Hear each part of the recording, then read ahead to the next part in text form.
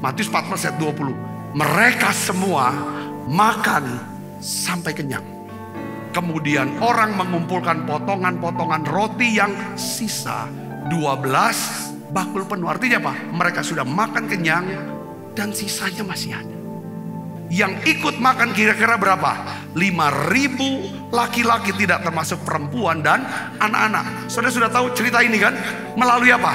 5 ketur roti, 2 ekor ikan. Kadang-kadang kita berpikir, apakah mungkin setelah saya jadi pendeta hamba Tuhan, saya bisa sekolahin anak-anak saya? Betul?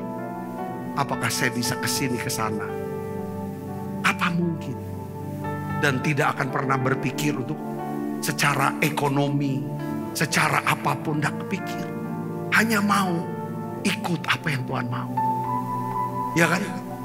Apa yang membuat saudara juga berpikir, siapalah aku kalau Tuhan sudah memperlakukan aku dengan ajaib hari ini?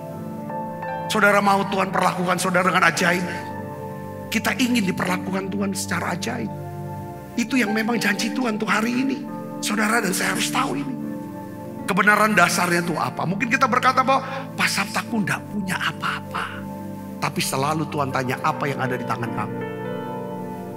Apa kebisaan kamu? Jangan lihat yang tidak ada. Jangan berpikir yang tidak bisa. Ya kan? Coba mulai berpikir apa yang ada di tangan kita. Apa yang kita bisa. Jangan lihat orang yang tidak ada. Tapi lihat siapa orang-orang yang bersama kita, yang mengasihi kita. Jangan selalu berpikir orang-orang yang haters kita, para haters kita, para pembenci-pembenci. Tapi kita berpikir orang-orang yang mendukung kita, mengasihi kita. Bagaimana cara Yesus melipat gandakan?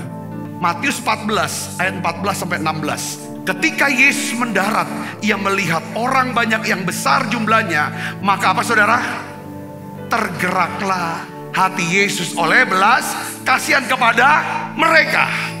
Lalu apa yang dibuat oleh Yesus? Ia menyembuhkan mereka yang sakit. Menjelang malam murid-muridnya datang kepadanya dan berkata, tempat ini sunyi dan hari sudah mulai malam. Suruhlah orang banyak itu pergi supaya mereka dapat membeli makanan di desa-desa.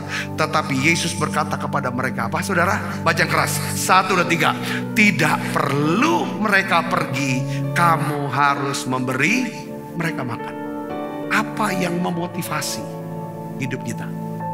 Apa yang menggerakkan hati kita? Itu akan menentukan seberapa besar berkat yang Tuhan akan percayakan untuk hidup kita. Katakan amin.